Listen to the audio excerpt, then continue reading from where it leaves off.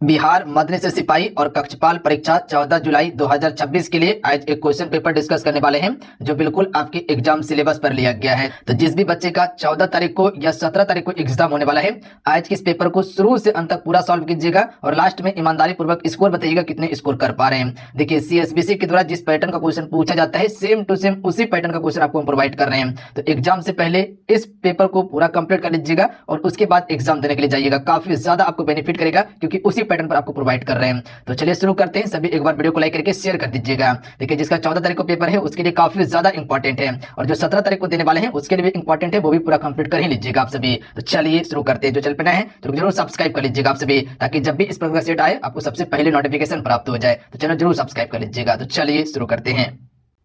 आज का पहला प्रश्न है कि रक्त स्राव को रोकने के लिए आमतौर पर किस एल्युमिनियम लवण का प्रयोग किया जाता है। तो रक्त स्राव को रोकने के लिए आमतौर पर किस एल्युमिनियम का प्रयोग करते हैं? पोटास एलम का प्रयोग करते हैं। याद रखिएगा आप सभी, पोटास एलम का, जिसे हमसे फिटकरी के नाम से जानते हैं या इसे हम सभी एल्युमिनियम पोटासियम सल्फेट के नाम से भी जानते हैं। तो याद रखना है।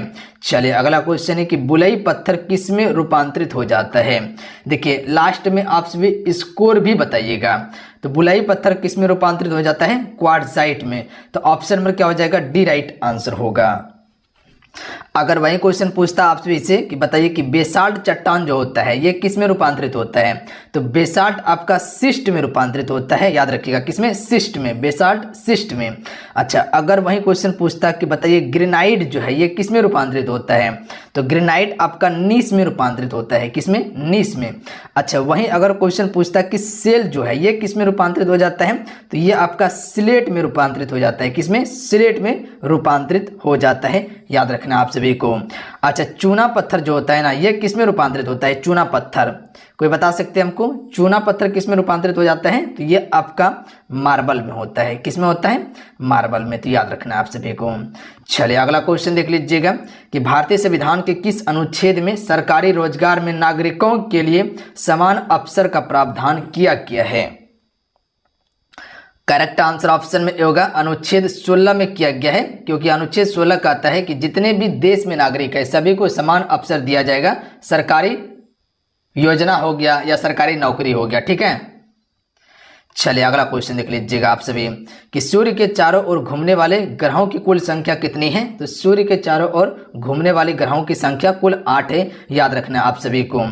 पता है कौन कौन सा है? बिल्कुल कह सकते हैं कि बुध, शुक्र, पृथ्वी, मंगल, बृहस्पति, शुक्र, अरुण, वरुण, ठीक है। अगला क्वेश्चन देख लीजिएगा, सूर्य के चारों ओर घूमने वाला, ये तो हो गया। अगला है कि राष्ट्रीय हरित अधिकरण का अध्यक्ष कौन है? चलिए आंसर कीजिएगा आपसे फ्रेंड। तो राइट आंसर होगा न्यायमूर्ति प्रकाश श्रीवास्तव, इसका बिल्कुल करेक्ट आंसर होगा। आइए अगला क्वेश्चन देख लीजिएगा। क्वेश्चन है, देखिए जितने भी आपसे जुड़े हुए फ्रेंड सेशन को जरूर लाइक कीजिएगा। देखिए, क्लास तो आपसे करते हैं बट क्लास को लाइक करने के लिए आपसे भूल जाते हैं। क्लास को जरूर लाइक कर दिया कीजिए आप सभी। देखिए, क्लास लाइक करने से हमें कोई प्रॉफिट नहीं होता, यही होता है कि हमें ये लगता है कि हाँ बच्चे को क्लास पसंद आया, ठीक है। तो आपसे ज़्यादा लाइक कीजिए, इतना सा काम जरूर कीजिएगा आप सभी। तो वर्ष 1956 में राज्यों का पुनर्गठन करने से क्या बने थे? तो इस समय 14 राज्य बने और 6 आपका केंद्र शासित प्रदेश बने थे। याद रखना है आप सभी को, 14 राज्य और 6 केंद्र शासित प्रदेश। वर्तमान में कितना? 28 राज्य हैं और 8 केंद्र शासित प्रदेश हैं। अगला है, निम्नलिखित में से किस राज्य ने नीम वृक्ष को राजकीय वृक्ष अंगीकार किया है? राइट आंसर हो जाएगा आंध्र प्रदेश ने। याद रखिएगा आप सभी, आंध्र प्रदेश ने नीम वृक्ष को अपना राजकीय वृक्ष अंगीकार किया है। चलिए, क्या घटित होने पर महज परिवर्तन होता है? राइट आंसर ऑप्शन में ये हो जाएगा मुक्त ऊर्जा में कमी। तो याद रखिएगा, मुक्त ऊर्जा में कमी होने पर महज एक परिवर्तन होगा, थोड़ा सा, ठीक है, महज परिवर्तन होगा। चलिए अगला क्वेश्चन है कि गांधी जी की न्यायशीलता की अवधारणा है, यानी कि इनमें से कौन सी एक गांधी जी की न्यायशीलता की अवधारणा है? राइट आंसर ऑप्शन में डी हो जाएगा पूंजीवादी समाज को समाजवादी समाज में रूपांतरित करती है। यह आपका गांधी जी की न्याय संगत की अवधारणा है। याद रखिएगा आप सभी। देखिए, यहाँ महात्मा गांधी जी आया हुआ है।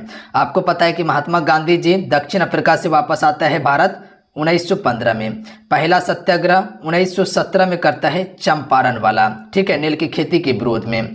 उसके बाद 1918 में मिल मजदूर आंदोलन करता है। 1918 में ही खेड़ा आंदोलन करता है। 1920 में आप सभी का असहयोग आंदोलन। 1922 में असहयोग आंदोलन वापस लेता है। 1924 में बेलगांव अधिवेशन करता है कांग्रेस का। 1930 में नमक कानून। 1930 में ही सविनय अवज्ञा आंदोलन। 1931 में महात्मा गांधी जी और इरविन के बीच समझौता होता है। उसके बाद 1942 में महात्मा गांधी जी की तरफ भारत छोड़ो आंदोलन चलाया जाता है और इसी समय हे राम का नारा दिया जाता है। उसके बाद फिर 1948 में महात्मा गांधी जी दुनिया छोड़ के चले जाते। अगला क्वेश्चन देखिए, कलिंग के विरोध अशोक के अभियान की जानकारी का मुख्य स्रोत क्या है? तो देखिए, जो कलिंग का युद्ध लड़ा था अशोक ने, इसका मुख्य साक्ष्य जो मिलता है शिलालेख 13वां शिलालेख से मिलता है हमें। किससे? 13वां शिलालेख से। अगला है कि महात्मा गांधी की विश्व में सबसे ऊंची मूर्ति कहाँ स्थित है? राइट आंसर होगा पटना में स्थित है, याद रखिए आप सभी। कहाँ पे है? पटना में है। चलिए अगला क्वेश्चन देखिए, महात्मा गांधी का दुनिया में सबसे ऊंची प्रतिमा की बात किया जाए तो वो गांधी मैदान में पटना में है। पक्षियों के पंख क्या होते हैं? रूपांतरित अग्र अंग होते हैं। तो ऑप्शन में सी राइट आंसर होगा, याद रखिएगा आप सभी। अगला है कि पांडा किस कुल का पशु होता है? तो देखिए, पांडा जो है ये भालू कुल का पशु है, याद रखिएगा आप सभी। पांडा किस कुल का है? भालू कुल का है। देखिएगा एकदम सेम टू सेम भालू की तरह ही करता है। अगला क्वेश्चन देख लीजिएगा, पोलियो जो होता है ये किसके कारण से होता है? बता सकते कोई हमको? पोलियो, याद रखिएगा पोलियो विषाणु से होता है। ऑप्शन नंबर क्या हो जाएगा? डी राइट आंसर होगा। ध्यान दीजिएगा आपसे, पोलियो विषाणु से होता है। जैसे कि रेबीज हो गया, विषाणु से होता है। एड्स विषाणु से फैलता है। चिकन पॉक्स विषाणु से होता है, याद रखिएगा। जैसे जीवाणु से क्या होता है? जैसे हैजा हो गया, टाइफाइड हो गया, ठीक है, ये सभी किसका है? जीवाणु से। अगला, यदि केंद्रीय संसद को राज्य सूची में शामिल विधायी शक्तियों और विषयों को ग्रहण करना हो तो इस आशय का प्रस्ताव किसके द्वारा पारित किया जाएगा? तो देखिए, ये पारित किया जाता है राज्यसभा के द्वारा, याद रखिएगा आप सभी। किसके द्वारा? राज्यसभा के द्वारा किया जाता है। क्वेश्चन को समझिएगा, क्वेश्चन क्या कहना चाह रहा था कि यदि केंद्रीय संसद को राज्य सूची में शामिल विधायिक शक्ति और विषय को ग्रहण करना हो तो ये आशय प्रस्ताव जो है ये किसके द्वारा पारित किया जाएगा? तो ये राज्यसभा के द्वारा पारित किया जाएगा। और इसका चर्चा अनुच्छेद 249 के क्लाउड ए में इसका चर्चा किया गया है, याद रखिएगा। 249 के क्लाउड ए में चर्चा है। अगला क्वेश्चन देख लीजिएगा, कंपनशील रज्जु के व्यवहार का अध्ययन करने के लिए किस उपकरण का प्रयोग किया जाता है? राइट आंसर ऑप्शन में से हो जाएगा सोनोमीटर का प्रयोग करते हैं। किसका? सोनोमीटर का। निम्नलिखित में से क्या पूंजी का कार्य नहीं है? इनमें से कौन सा एक पूंजी का कार्य नहीं है? देखिए, कीमत स्थिरीकरण जो है ये पूंजी का कार्य नहीं है, जबकि मूल्य अंतरण, मूल्य संग्रह और मूल्य मापन ये सभी है, जबकि कीमत स्थिरीकरण ये आपका पूंजी का कार्य नहीं है। अगला है कि निम्नलिखित में से क्या लोकतांत्रिकी स्थिति के प्रतिकूल हैं? चलिए, क्वेश्चन में 18 का राइट आंसर कीजिएगा आप सभी। तो तानाशाही हो जाएगा, याद रखिएगा आप सभी। ये आपका लोकतांत्रिकी स्थिति के प्रतिकूल है, तानाशाही। चलिए, क्वेश्चन नंबर देख लीजिएगा 19 से कि किस धार्मिक नेता ने वेदांत सोसाइटी की स्थापना किया था? देखिए, वेदांत सोसाइटी की बात किया जाए तो स्वामी विवेकानंद के द्वारा किया गया था। और ये कब हुआ था? 1894 में। 1894 में किया गया था। कहाँ पे किया था? न्यूयॉर्क में, याद रखिएगा आप सभी। ये भी फैक्ट पर ध्यान दीजिएगा, न्यूयॉर्क में किया था। कहाँ पे? न्यूयॉर्क में। तो किसने किया था? विवेकानंद ने किया था। चलिए, अगला क्वेश्चन देख लीजिएगा कि जब मार्गरेटर थैचर प्रधानमंत्री थी तो उस समय किस देश के साथ ब्रिटेन ने फॉकलैंड द्वीपों पर नियंत्रण प्राप्त करने के लिए युद्ध लड़ा था?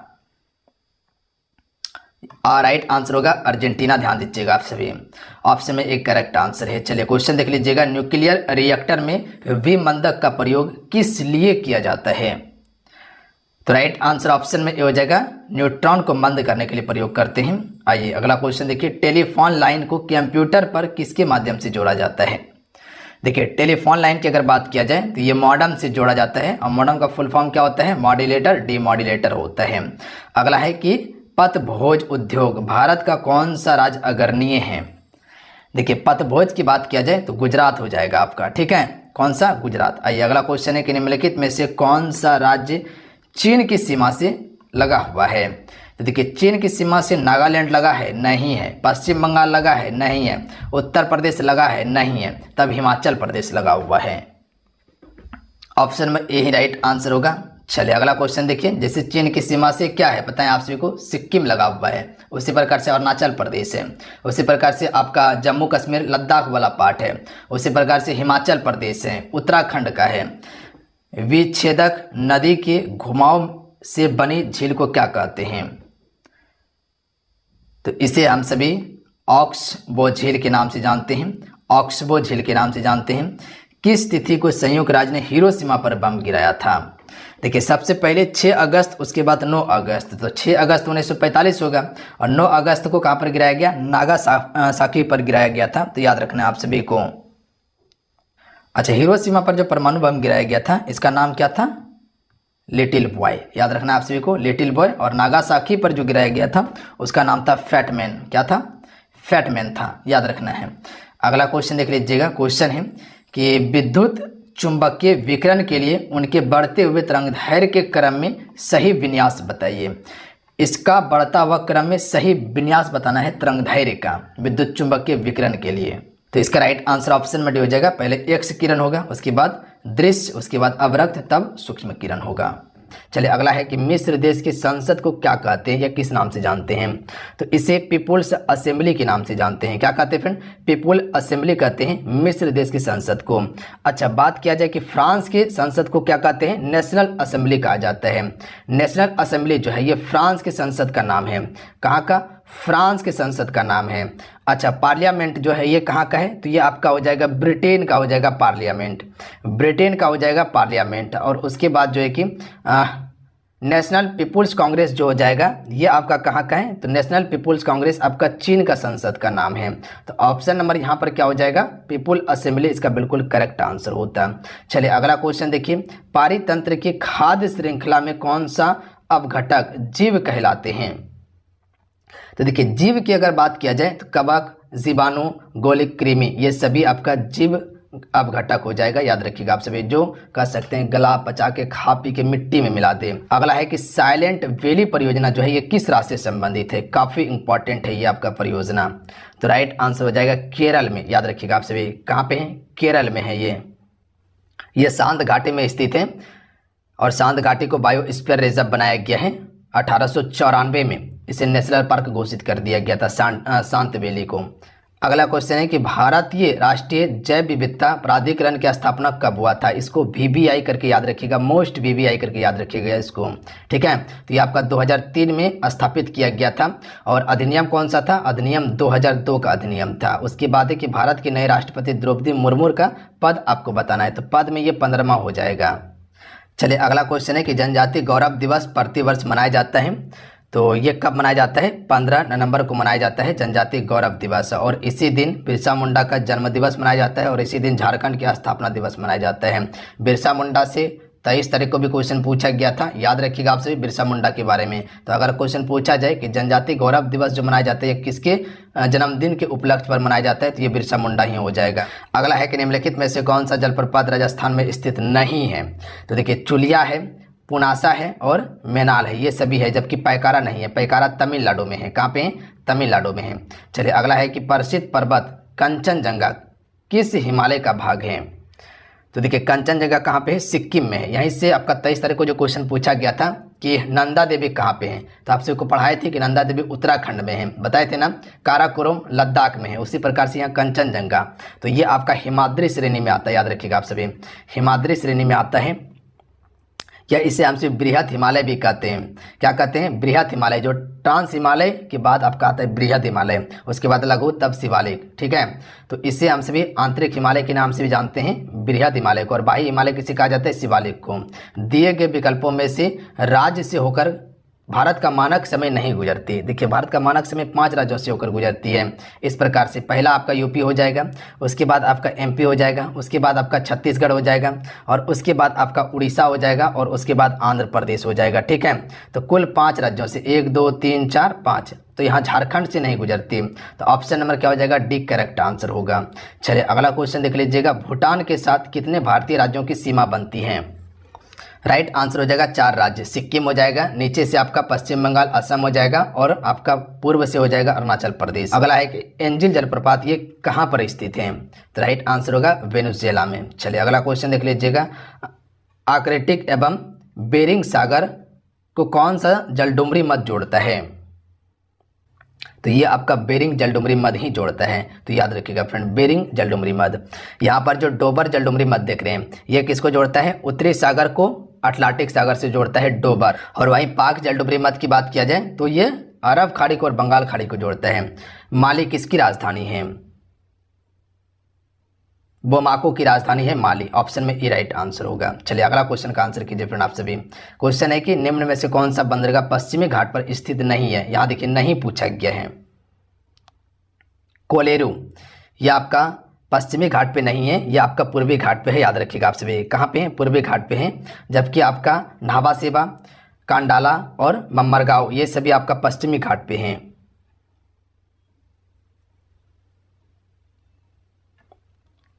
चलिए अगला क्वेश्चन देखिए आप सभी। अगला है कि फेरम निम्नलिखित में से किसका लैटिन नाम है, तो लोहा का लैटिन नाम है फेरम। अगला है निम्नलिखित में से कौन सा जल प्रदूषक नहीं है। देखिए जल प्रदूषक नहीं की बात पूछा गया है। देखिए जो हिमनद देख रहे हैं ये आपका जल प्रदूषक नहीं है, जबकि गाद हो गया, क्रोमियम हो गया, आर्सेनिक ये सभी जल प्रदूषक है। आर्सेनिक काफ़ी खतरनाक होता है जल प्रदूषक में।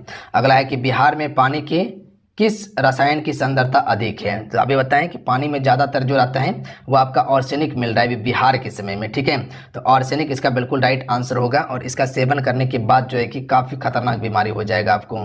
चलिए अगला है कि निम्नलिखित में से विचार कीजिए, हाइड्रोजन के ऑक्साइड, नाइट्रोजन के ऑक्साइड, सल्फर के ऑक्साइड। तो 2 और इसका 3 सही हो जाएगा, 2 3 हो जाएगा, यानी कि नाइट्रोजन के ऑक्साइड और सल्फर डाइऑक्साइड ये आपका जो हो जाएगा एक अम्लीय वर्षा का मुख्य कारण है। नाइट्रोजन ऑक्साइड और सल्फर डाइऑक्साइड अम्लीय वर्षा का मुख्य कारण है ये सभी। अगला है कि टमाटर किस अम्ल का प्राकृतिक स्रोत है, तो टमाटर हो जाएगा ऑक्सैलिक अम्ल का प्राकृतिक स्रोत है। याद रखिएगा ऑक्सैलिक अम्ल। सैट्रिक अम्ल किसमें पाया जाता है, नींबू में। टैट्रिक अम्ल इमली में। एसिटिक अम्ल सिरका में पाया जाता है। चलिए अगला है कि सोडियम हाइड्रोक्साइड का उपयोग किया जाता है, तो देखिए सोडियम हाइड्रोक्साइड का उपयोग करते हैं हम सभी साबुन के निर्माण में। किसके निर्माण में, साबुन के निर्माण में। और इसका सूत्र क्या होता है, NaOH होता है। क्या होता है, NaOH होता है। तो याद रखना आप सभी को। चलिए अगला क्वेश्चन देखिए फ्रेंड, यूरिया आमतौर पर इस्तेमाल किए जाने वाला नाइट्रोजन आधारित उर्वरक है जो अमोनिया और डैश के बीच रासायनिक अभिक्रिया से तैयार किया जाता है। तो यूरिया को जो तैयार किया जाता है अमोनिया और किसके साथ मिला के अभिक्रिया करके तैयार करते हैं, कार्बन डाइऑक्साइड के साथ। याद रखिएगा आप सभी, कार्बन डाइऑक्साइड के साथ करते हैं प्रयोग। यूरिया में नाइट्रोजन 46% होता है। अगला है नाभिकीय विखंडन निम्नलिखित में से कौन सी किरणें नहीं निकलती। देखिए नाभिकीय विखंडन से आपका अवरक्त किरणें नहीं निकलती हैं, तो ऑप्शन में डी राइट आंसर होगा। जबकि अल्फा, बीटा और गामा किरण का वेधन क्षमता सबसे अधिक होता है और तरंगदैर्घ्य सबसे कम होता है। तरंगदैर्घ्य सबसे अधिक किसका होता है, रेडियो तरंग का होता है। और यह क्वेश्चन बिहार पुलिस में पूछा गया है। निम्नलिखित में से किसकी कमी के कारण मानव शरीर में धीमी वृद्धि होती है। देखिए प्रोटीन की कमी के कारण धीमी वृद्धि होगा। याद रखिएगा आप सभी, धीमी वृद्धि प्रोटीन की कमी के कारण। प्रोटीन के लिए क्या कर सकते हैं, मांस मछली खा सकते हैं, दूध खा सकते हैं, दाल खा सकते हैं, प्रोटीन का प्रमुख स्रोत है। अगला है नागफनी के पौधे में प्रकाश संश्लेषण निम्नलिखित में से किस भाग में होता है। अगर नागफनी के पौधे की बात किया जाए तो इसका प्रकाश संश्लेषण तने से होता है। किससे, तने से होता है। याद रखिएगा आप सभी। जबकि अन्य पौधे को देखिएगा तो वो पत्ती से करता है। चलिए क्वेश्चन नंबर आप सभी 6 देखिएगा, थोड़ा सा इस पर ध्यान देना है कि अनुवांशिकी चिकित्सा के अंतर्गत अनुवांशिकी विकार के साथ पैदा हुए बच्चे के उपचार हेतु जीन को व्यक्ति के किस भागों से लिया जाता है। तो यहाँ पर व्यक्ति के भागों की यहाँ पर बात किया गया है, जीन को। तो ये कोशिका से लिया जाता है। याद रखिएगा कहाँ से लिया जाता है, कोशिका से लिया जाता है। कोशिका का खोज किसने किया था, रॉबर्ट हुक ने। मृत कोशिका का खोज जीवित कोशिका का ल्यूबेन हुक ने किया था। चलिए अगला क्वेश्चन है कि किसी चालक तार के तापमान में होने पर प्रतिरोध पर क्या प्रभाव पड़ेगा। मान लीजिए अगर तापमान अगर बढ़ता है तो प्रतिरोध भी इसका बढ़ेगा। ऑप्शन में ए राइट आंसर होगा, याद रखिएगा आप सभी। चलिए अगला क्वेश्चन देख लीजिएगा फ्रेंड कि नौसादर और नमक के मिश्रण को किस विधि से पृथक किया जा सकता है। तो एक नौसादर है और एक नमक है, दोनों मिला हुआ है, तो इसको अगर हमको अलग करना है तो हमसे किस विधि से कर सकते हैं, ऊर्ध्वापातन विधि से कर सकते हैं। तो ऑप्शन नंबर यहाँ क्या हो जाएगा, डी राइट आंसर होगा, ऊर्ध्वापातन। अच्छा, ऊर्ध्वापातन का सबसे प्रमुख स्रोत क्या है तो पता है आपसे को, सबसे अच्छा उदाहरण कपूर। अगला है संपीड़नों का निर्माण उस स्थान पर होता है जहां वायु दाब होता है। ऊर्ध्वापातन में क्या होता है, डायरेक्ट ठोस गैस में बदल जाता है, उच्च हो जाएगा, याद रखिएगा आप सभी। देखिए क्वेश्चन समझिएगा कि संपीड़नों का निर्माण उस स्थान पर होता है जहां वायु दाब उच्च होता है। ठीक है, अगला है कि निम्नलिखित में से किस समिति का संबंध मुद्रा आपूर्ति की अवधारणा में परिवर्तन से है। तो इनमें से कौन सा एक समिति है जिसका संबंध मुद्रा आपूर्ति की अवधारणा में परिवर्तन से है। तो ये आपका वाई रेड्डी समिति हो जाएगा, याद रखिएगा आप सभी। कौन सी समिति, वाई रेड्डी समिति हो जाएगा, ऑप्शन नंबर ए हो जाएगा। और ये परिवर्तन में सुधार करने के लिए 1958 में गठित किया गया था, याद रखिएगा आप सभी। 1958 में, सॉरी 98 में, 98। अगला है कि किसान को साख की उपलब्धता सुनिश्चित करने के लिए क्रेडिट कार्ड योजना कब शुरू की गई। तो देखिए ये योजना शुरू किया गया था आपका 2013-14 में। कब, 2013-14 में। अगला है कि भारत में मुद्रा निर्गमन हेतु निम्नलिखित में से कौन सी प्रणाली अपनाई गई है। तो ये आपका न्यूनतम आरक्षित प्रणाली को अपनाई गई है, याद रखिएगा, न्यूनतम आरक्षित प्रणाली, ऑप्शन में ए राइट आंसर होगा। क्वेश्चन समझिए कि भारत में मुद्रा निर्गमन हेतु निम्नलिखित में से कौन सी प्रणाली अपनाई गई है। न्यूनतम आरक्षित प्रणाली अपनाई गई है, डायरेक्ट, याद रखिए आप सभी प्रश्न को। अगला है कि प्रत्यक्ष कर संहिता का संबंध निम्न में से कौन सा है। तो देखिए कर होता है दो, अप्रत्यक्ष और प्रत्यक्ष होता है। तो प्रत्यक्ष आपका आयकर होगा, जबकि ये सभी अप्रत्यक्ष हैं। चलिए अगला क्वेश्चन देखिए आप सभी। भारत में प्रथम विशेष आर्थिक क्षेत्र यानी कि SEZ की स्थापना कहाँ की गई थी। जो विशेष आर्थिक क्षेत्र है इसकी स्थापना कहाँ किया गया था, कंडाला में, याद रखिएगा आप सभी। कब किया गया या कब शुरू हुआ था, 1965 में शुरू किया गया था, कंडाला गुजरात में। ऑप्शन नंबर क्या हो जाएगा, सी। उसके बाद देखिए यहाँ से मैथमेटिक का सवाल है, इसका आंसर बताते हैं, आपसे जरूर बनाइएगा, इंपॉर्टेंट है। इसका option number A correct answer होगा। उसके बाद देख लीजिएगा यहाँ पर आपका बी इसका राइट आंसर होगा, 2.50 हो जाएगा रुपया। उसके बाद देख लीजिएगा इसका आपका जो हो जाएगा सी राइट आंसर होगा, 17 किलोमीटर पर आवर हो जाएगा। उसके बाद नो का देख लीजिएगा आप सभी, इसका right answer option number D हो जाएगा, 48 घंटा हो जाएगा। ठीक है, बनाने का कोशिश जरूर कीजिएगा फ्रेंड आप सभी। उसके बाद इसका आंसर मिला लीजिएगा आप सभी, इसका सी हो जाएगा, 7:3 हो जाएगा। ठीक है, तो चलिए आज कितना है, आज के सेट को हमसे यहीं कंप्लीट करते हैं। जाते जाते सभी वीडियो को लाइक करके शेयर कर दीजिएगा। अगर आज की वीडियो पसंद आया है ना फ्रेंड तो आपसे इसको शेयर जरूर कीजिएगा, काफ़ी ज़्यादा आपके लिए हम मेहनत किए हुए हैं। तो लाइक करके शेयर इसे ज़रूर कर दीजिएगा। जय हिंद, वंदे मातरम।